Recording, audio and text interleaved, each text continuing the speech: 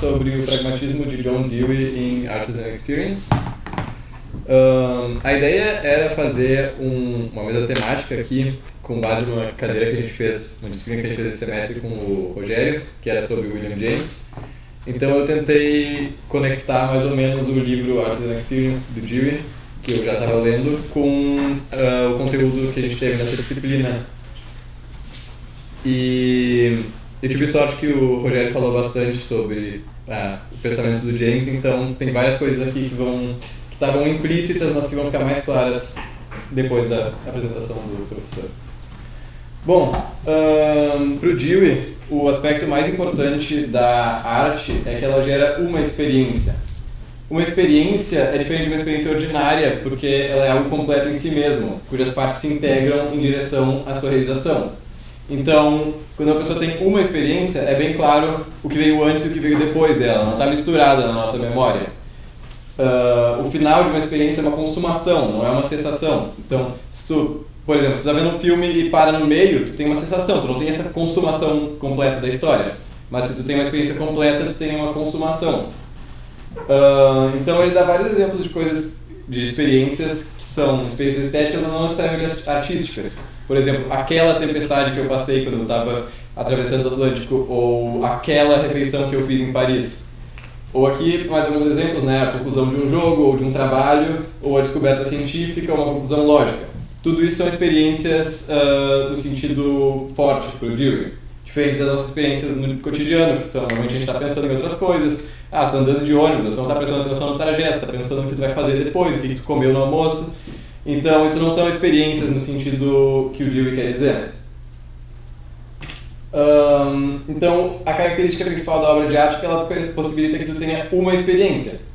E essa experiência ela é uma relação ternária entre o perceptor, o artista e a obra de arte. Então, a obra de arte ela não é estética em si, precisa ter essa experiência e precisa ter relação com alguém que fez aquela obra. E para perceber uma obra como estética, para ter essa experiência, a gente precisa não só olhar ela e a percepção não se faz imediatamente, né? A gente precisa recriar de alguma forma as relações sentidas pelo artista. Então, quando o artista faz uma obra de arte, ele está pegando aquilo que ele percebe, aquilo que ele imagina e transformando em alguma coisa através da matéria-prima, seja uma tela, seja uma escultura. E a gente precisa, de alguma forma, recriar as relações sentidas por ele, tanto emocionalmente quanto a forma que ele estava imaginando que aquela obra ia ser. Então, aqui eu citei o Dewey. Para perceber, o perceptor precisa criar sua própria experiência. E sua criação precisa incluir relações comparáveis àquelas que o produtor original sofreu, underwent. Então, para o Dewey, tanto a produção quanto a percepção artística são sempre uma mistura de sofrer e agir. Então, é doing e undergoing, que seria a ideia de que tu está sempre sendo influenciado pela obra e o artista está sendo influenciado pela matéria-prima de alguma forma, mas ele também está influenciando de alguma forma aquilo. Para o Dewey, essa recriação das relações, ou criação no caso do artista, ela não é um processo puramente intelectual. Então, de novo, relacionando com o anti-intelectualismo do James. Ela é uma coisa corporal, o corpo inteiro da criatura se move em direção à realização.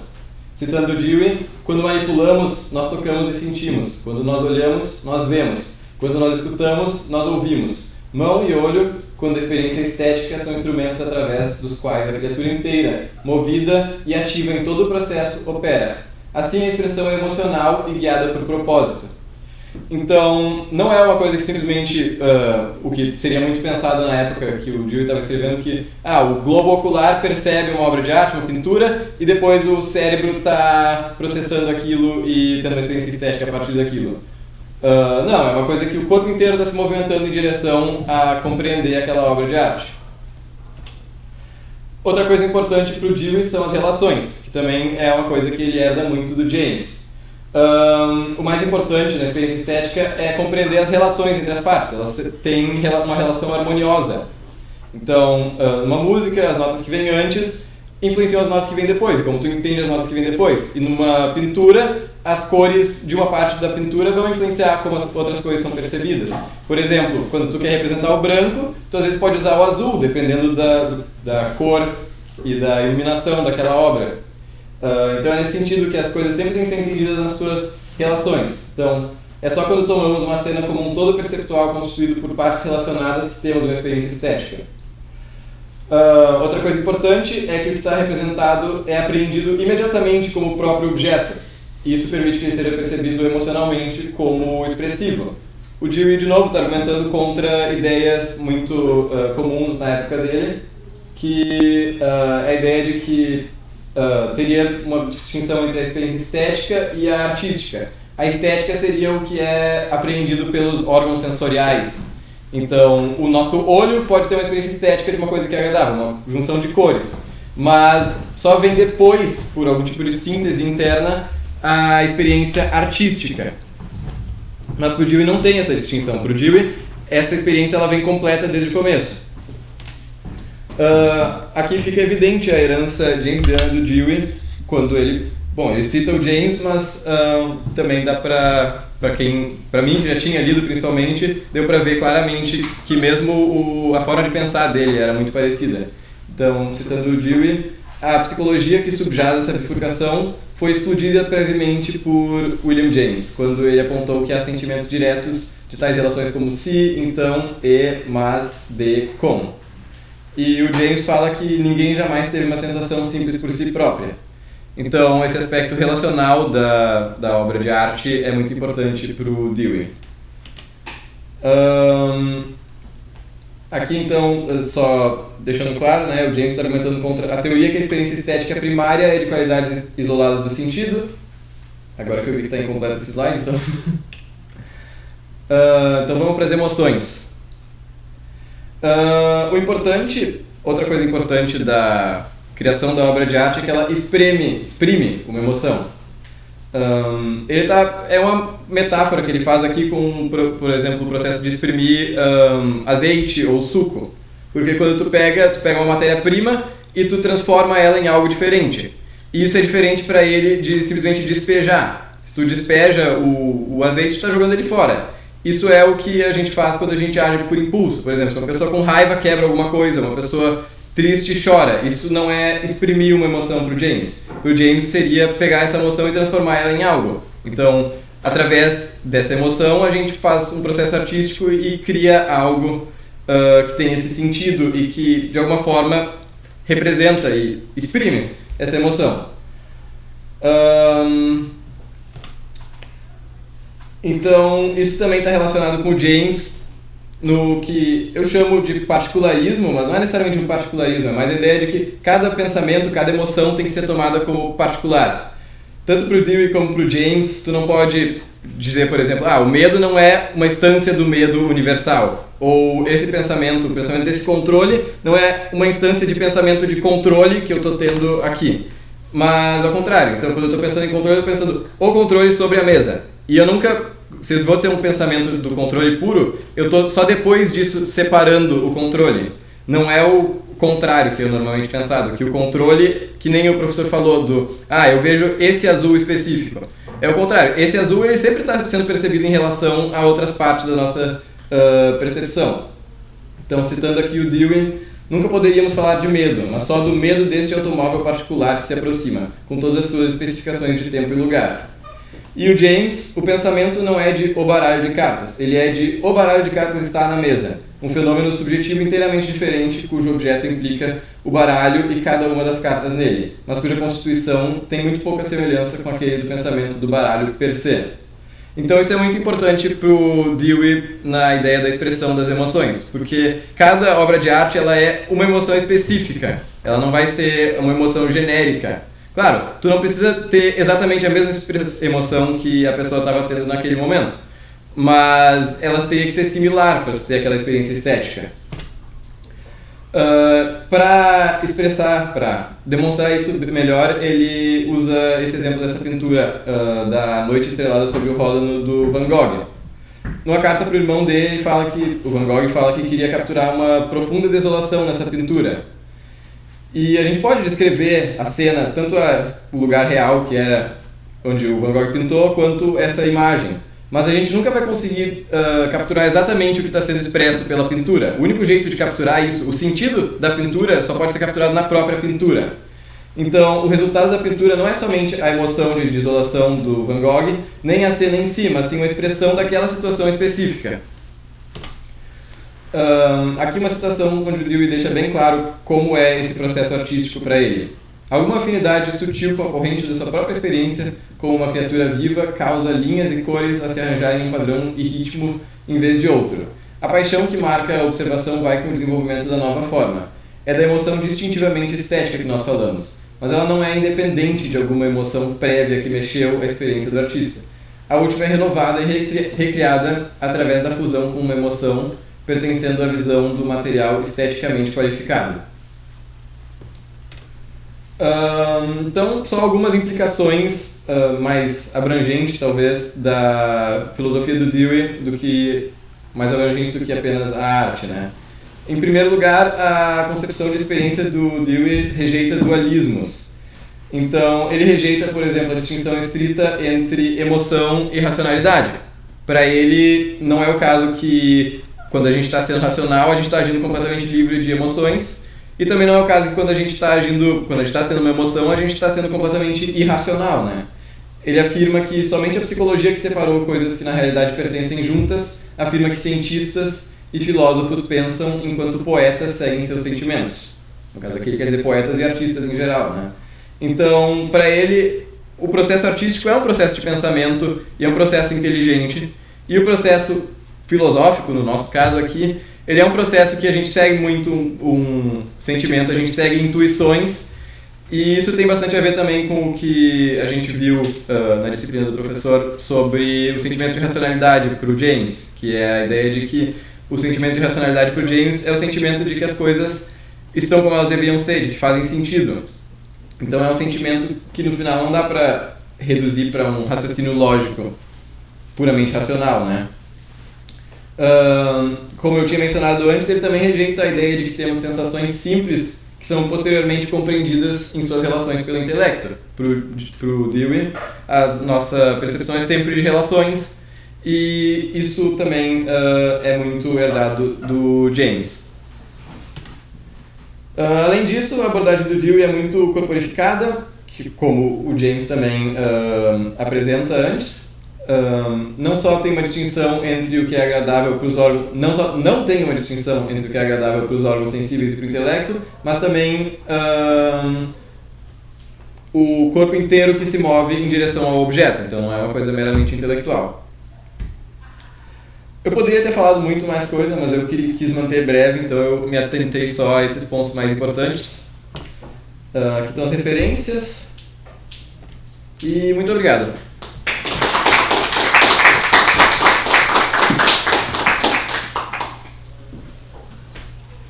O Dewey chega a apresentar uma definição de arte nesse livro. Ele tem, tudo isso que tu falaste são assim características das experiências artísticas, né? Que a gente tem. Ele chega a ensaiar uma definição, uma caracterização mais geral, assim? Ele fala várias coisas que caracterizariam a arte como uma experiência como primariamente estética, que seria a experiência da arte, né? Que é principalmente a ideia de que, numa experiência estética, a estética é o objetivo, é o fim daquela experiência. Enquanto, por exemplo, numa conclusão filosófica, o fim primário seria a conclusão em si, não é a experiência estética. Mas, e com a relação ao objeto artístico, né, uma obra de arte seria mais essa questão de ela ser feita com aquela finalidade. Então, da mesma forma, alguma coisa que é o produto de produto técnico, né, ele pode ser estético se ele for feito com paixão e se ele exprimir uma emoção, mas ele não vai ser primariamente estético, porque ele vai ter primariamente um objetivo prático. Mas a obra de arte não, ela é primariamente estética. Sim. E ele diz uma coisa sobre beleza. O que faz com que um objeto seja belo? Ele até fala sobre beleza, mas ele não entra muito a fundo. Normalmente ele não diz que a beleza é o principal da estética, né? Mas o importante para ele, que poderia ser mais aproximado da beleza é essa questão da harmonia entre as partes, da relação e da sensação de que elas estão juntas por um motivo. Ele dá um exemplo de ele dá vários exemplos, mas numa pintura, por exemplo, alguma coisa que normalmente seria feia, ela passa a ser bonita se tu entende a lógica dela e o motivo por que ela está ali. Ela passa a ser estética, né? E aquela feiura, ela não é tão marcante quanto se fosse uma feiura que não é intencional, né? E da mesma forma, a tragédia, se tu tem tristeza na tragédia, se aquela tragédia é muito bem escrita, tu consegue entender, apesar de ela ser triste, dela te deixar triste, ela te dá uma sensação de euforia, de elação, ele usa, por parecer que todas aquelas partes estão encaixadas bem e o fim realmente se segue das partes. Faz sentido? Sim. Bom, alguém teria mais uma questão? Uma questão, mais um follow-up da intervenção do Rogério. A pergunta que eu fiz para o Rogério é um pouco essa, conceitual também, afinal de contas existe uma definição de região ali, assim como a gente pergunta em relação à arte, à interpretação, mas me parece que tem uma noção de experiência que perpassa os dois autores, inclusive no momento de você, do Rogério responder a respeito de uma experiência religiosa autêntica, nos remete a elementos muito próximos. Sim. Que você usa aqui para falar da experiência artística ou estética, né? Integridade, coerência, né? Isso me, claro, eu não conheço o assunto de vocês, né? Mas não está muito claro para mim exatamente como diferenciar, portanto, uma experiência religiosa de uma experiência estética, né? Já que boa parte das coisas que vocês falam diz respeito à própria experiência, né? Enfim, como distinguir as duas coisas? E tem uma outra pergunta também, porque esses critérios de integridade, né, da experiência, me parece que colocam uma certa, uma posição normativa em relação, né, à experiência artística ou estética, como se uma experiência não integrada, não plenamente integrada, né, de um objeto de arte pudesse ser considerado menos autêntica, menos artístico ou inferior, assim por diante. Como é que o Dewey para você lidaria com esse tipo de coisa? E se, inclusive, é necessário pensar um certo tipo de empobrecimento da experiência estética em Dewey? Esse tema aparece no autor desses termos. Ele chega a mencionar, ele dá um exemplo bem claro que ficou marcado para mim, que ele fala que um grupo de pessoas sendo guiadas num museu e só sendo apresentadas, o guia só mostra, essa obra aqui é a mais marcante e tal. Ou dá para imaginar as pessoas indo correndo para ver a Mona Lisa no Louvre, ignorando todos os outros quadros. Essas pessoas não estão tendo uma experiência estética a não ser por acidente.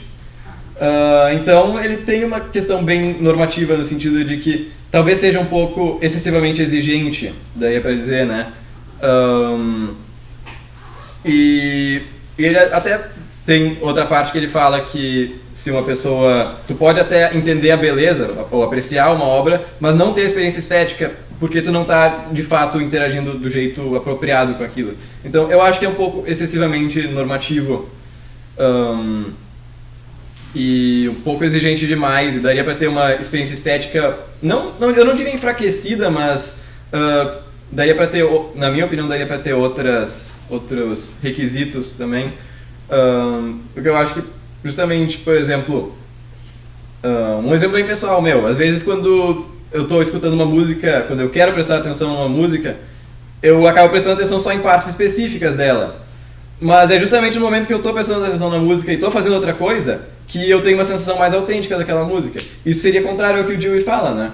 Porque para ele tu tem que estar ativamente prestando atenção, recriando aquelas relações e tal, mas o que seria considerado mais passivo acaba sendo um pouco mais estético em algumas situações. Eu só queria comentar também que para esses pragmatistas, essas experiências são sempre experiências globais, que nem para os fenomenólogos, né? A gente nunca tem experiências isoladas de coisas, mas tem esse fluxo da consciência. E a gente não tem uma experiência nunca que é puramente estética, ou puramente espiritual, ou puramente intelectual. Elas sempre fazem parte de um todo e tem esses diferentes aspectos.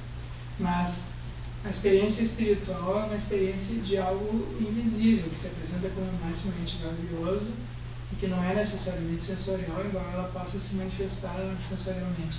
eu acho que a experiência essa artística, estética é necessariamente sensorial. Mas, claro, ela pode ser espiritual também, porque e tem muitas obras de arte, sobretudo as artes antigas, né, que eram mais religiosas, então as coisas estão ligadas assim. Sim, exato. Eu acho que para essa distinção é a mesma resposta que eu dei pro professor, que ela seria primariamente estética ou primariamente espiritual, né? Então a pessoa pode ter uma experiência de uma pintura, uma escultura religiosa e ela pode pensar, nossa, isso realmente me faz ficar em contato com Deus. Ou pode pensar, nossa, a pessoa que fez isso realmente era um ótimo artista. Pessoas diferentes vão dar ênfase diferentes. Mas alguém teria alguma questão? Bom, então eu como membro do ULO, como temos mais 10 minutos, eu gostaria de fazer um questionamento. Partindo de um recorte que eu vi sobretudo quanto ao quadro de Van Gogh e a arte como a expressão de um conjunto de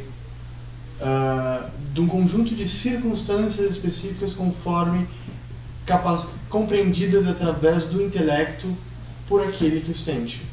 O Van Gogh ele tentava expressar nesse quadro um conjunto de sentimentos atrelados a um período específico e a condições sensoriais específicas ao qual ele esteve. Não obstante, parece que isso talvez pareça um salto lógico, eu me disponho a explicar um pouco mais. Em certa medida, a arte ou o esteticismo para o Dewey, ele lida, ainda que colateralmente, com alguma forma de solipsismo. Sobretudo porque se são experiências sensíveis e únicas ao indivíduo que tem uma tentativa de ser expressadas através da arte, através esteticamente dos sentidos, elas não obstante, elas são apenas uma mera representação das imagens, dos processos mentais daquele que o compôs. O quadro de Van Gogh seria meramente uma expressão física dos estados mentais dele e, portanto, por analogia àquilo que está na sua mente. Uma mera semelhança ou verossimilhança. Nesse sentido, parece que o Dewey ele acaba tendo de lidar, ainda que inconscientemente, com uma questão de um subjetivismo ou um solipsismo, de que as experiências sensoriais elas são únicas àqueles que as sentem e, esteticamente, concebe um limite com aquilo que podemos expressar. Você poderia trabalhar um pouco mais sobre a questão de limite epistêmico e limite estético relacionando o Dewey ao solipsismo?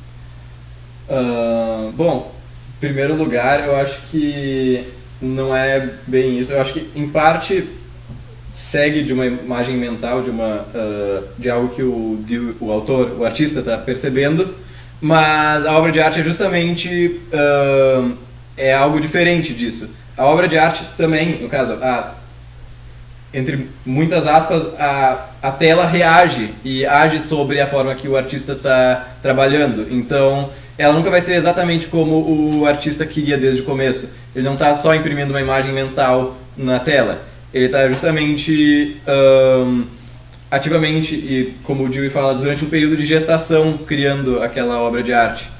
Então, essa tela específica ela vai ser o resultado de várias circunstâncias, da forma que ele estava se sentindo naquele exato momento, e não só de uma imagem mental que ele tinha previamente. Agora, se isso implica um subjetivismo ou um solipsismo, eu acho que um subjetivismo no sentido um pouco que nem o James fala do psicologismo, né? De que se a gente está recriando, e se a gente precisa recriar as relações que o artista sentiu para ter uma experiência estética, cada um vai ter uma experiência estética diferente. E elas podem até ser radicalmente diferentes. Mas isso não é necessariamente um solipsismo, porque justamente... assim como, dá pra dizer, assim como a gente percebe relações diretamente, a gente percebe as próprias pessoas diretamente. E mesmo que a gente esteja recriando, a gente ainda está percebendo de alguma forma exatamente o que o Van Gogh queria dizer. Então, não tem um meio termo, não tem um sense datum, uma imagem mental que precisa mediar isso.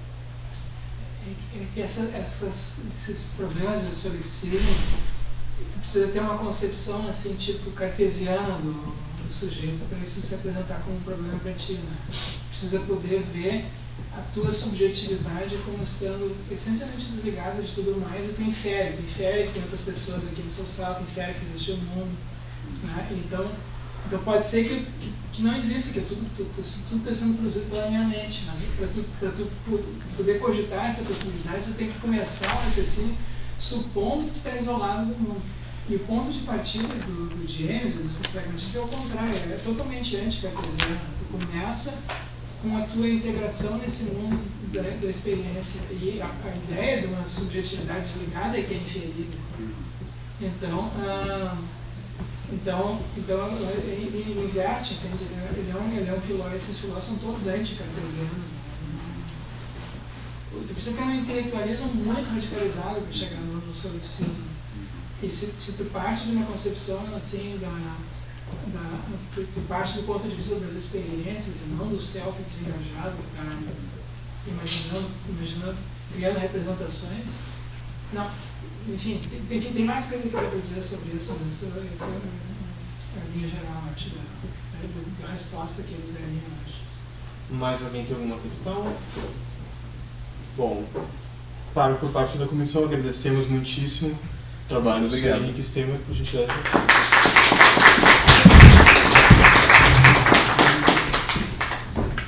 Convidamos a mesa.